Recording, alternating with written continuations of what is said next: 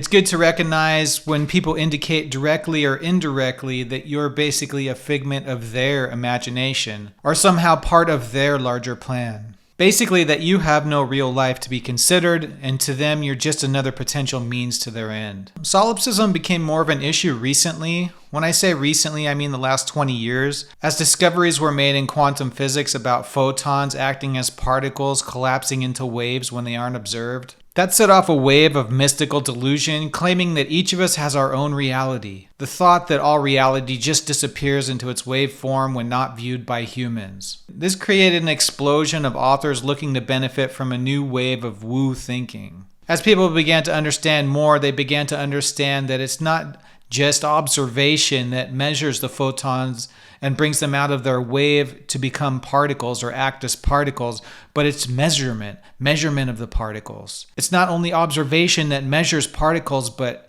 when particles are trapped in reality, other particles measure other particles. They all measure each other.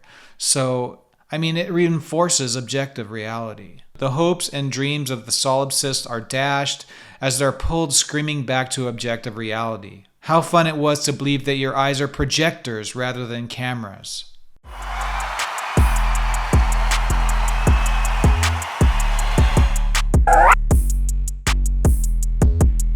Solipsism is a philosophical idea that takes the concept of self to the extreme. It basically boils down to the belief that only your mind is certain to exist. Everything else, from the world around you to other people, might just be figments of your imagination. Here's a breakdown of the core idea. Knowledge is limited to your mind. Solipsism argues that you can only be truly sure of your own thoughts and experiences. There's no way to definitively prove the existence of an external world or other minds. The external world might be an illusion. Since you can only experience the world through your senses and your thoughts, Solipsism suggests it's all potentially a creation of your mind. There's no way to be sure there's a reality independent of your perception. Sometimes I think about the notion of a multiverse. Each of us lives in our own universe, and the people we encounter in it are non-playable characters. Each of them has a job to drive us through the deterministic anchor points in our lives. So if we deviate off our path, they're sort of there to act in such a way that we are indirectly guided towards where we're supposed to be, so we don't hit a point where we have to come rushing back. Like, we don't deviate so far off our path that we'll come rushing back through like a storm of incidents that bring us back to where we're supposed to be. The non-playable characters sort of nudge us in that direction so that we are not, there's no extreme movements away from determinism. And the idea is that each one of those characters has their own universe in which you're an NPC for them. So it's just a multiverse theory that I came up with, and it supports solipsism in a reasonable way from a thought experiment sort of foundation, rather than everything just exists for me, like in your imagination. Adding a multiverse dimension to it makes it seem more reasonable in a way that everybody in your life is a symbol in your universe, and in their universe, you're a symbol. And we're all revolving around deterministic anchor points, and we have a certain amount of freedom in which we deviate away from these anchor points. But in the end, like movies like Final Destination, where it's like once you die, no matter what universe you're in, you always die at that time. A deterministic anchor. There's multiple deterministic anchors in your life, and the symbols around you, the people, the non-playable characters are there to guide you through them. So that's just a thought experiment dealing with solipsism. That's about as far as I consider solipsism real in any sense. Another way to consider it's just the brain in the vat skeptical argument. You can't really prove you're not a floating brain in a jar in some alien lab or some scenario like the Matrix. So that's supposed to generate skepticism about your senses. You can't ever trust your senses, even though there's plenty of evidence that you can. You're completely surrounded by evidence that sense perception is reliable for all intents and purposes. But yeah, let's create some completely unrealistic argument and then dance off into oblivion in our minds and pretend it's all a cartoon projecting from our eyes. You're surrounded by cars, computers, skyscrapers, planes, rockets, televisions, phones that prove sense perception works. Feel it, look at it, listen to it. practical inconsistency. Critics argue that solipsism is impractical and inconsistent with everyday life. People naturally assume the existence of other minds in the external world, and acting as if only one's mind exists can lead to behaviors that are socially and personally untenable. Lack of falsifiability. Solipsism is criticized for being unfalsifiable. Since solipsism posits only one's own mind is certain, it dismisses any evidence to the contrary as mere figments of one's imagination, making it impossible to disprove. Ethical and moral implications. If one's own mind is the only thing that exists, then ethical and moral considerations regarding others lose their significance. This can lead to a disregard for the well-being and rights of others, which conflicts with widely held ethical principles. There you have it, folks. Solipsism is ridiculous. I saw some other philosophers on YouTube who are trying not to give their opinions in their videos. This is not going to be the model that I go by. I'm always going to be talking about how I feel about something. And I think that's because that's really the most important part of the video, or the thing that's going to capture people's attention.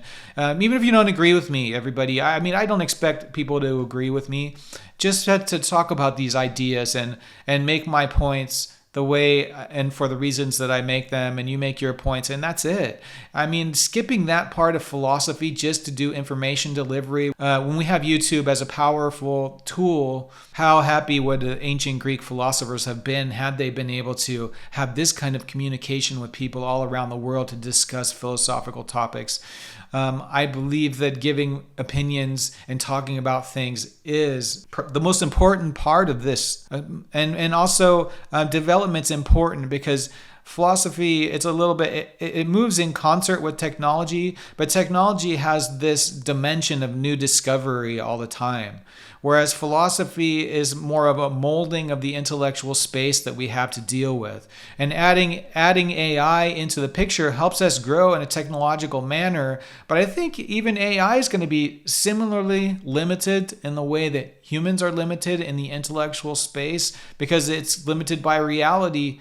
It may be able to draw better correlations, but it can't just invent new realities. I mean, it can, in a way, use speculative multiverse, and it can train itself much quicker and with much larger perspective and with much more memory than we have, and therefore better recall. It would be like the perfect human mind.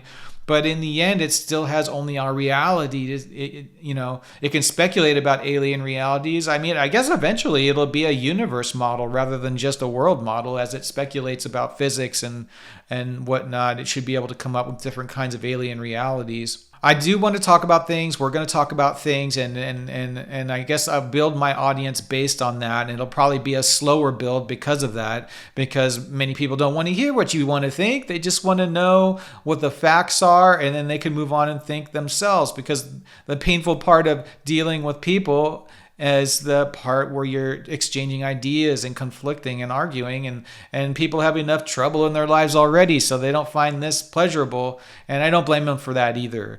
And but this is going to be the model of the channel.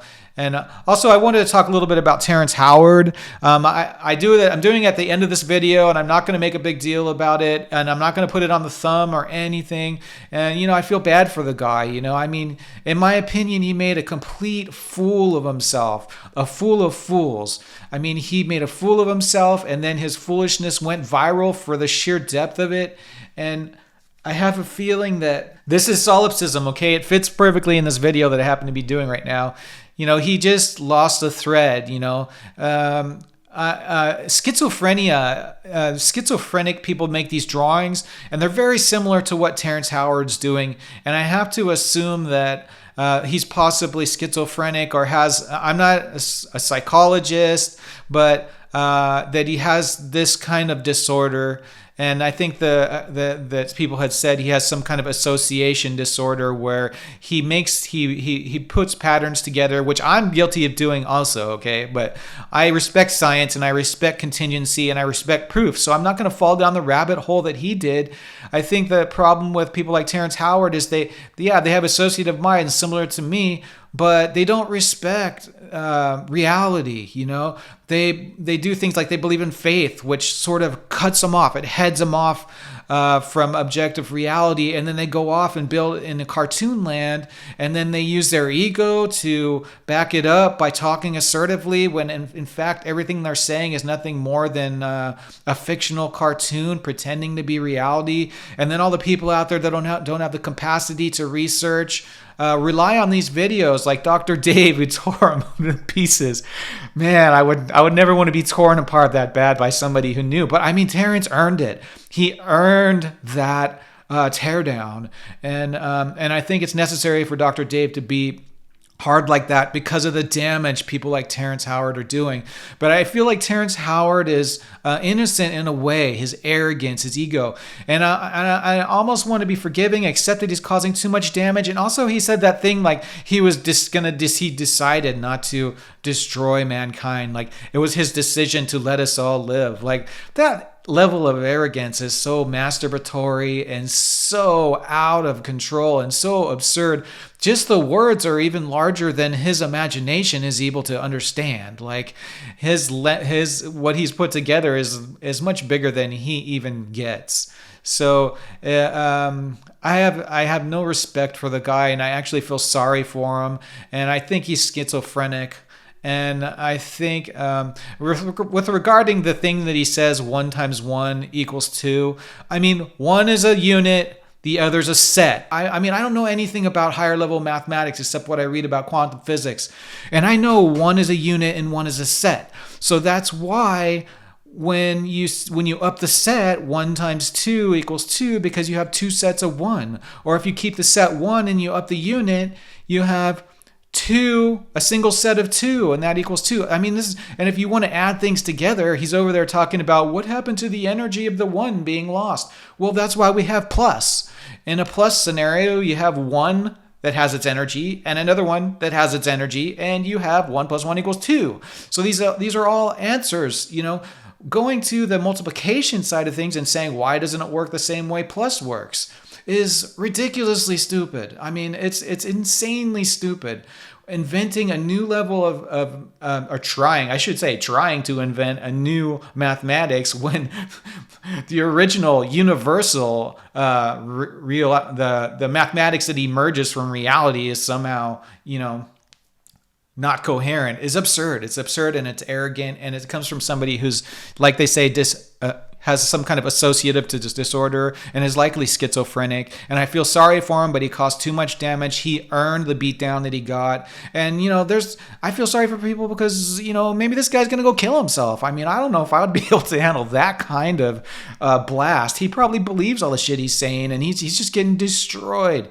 And probably this guy's arrogance will keep his head above water. But, I mean, if he killed himself, I wouldn't be surprised. And I feel bad that he's in this situation, but I mean, he brought it on himself in the worst way. Anyway, if you guys like this kind of philosophical subject matter, help us grow the channel slowly, and like the video and subscribe to the channel. Thank you.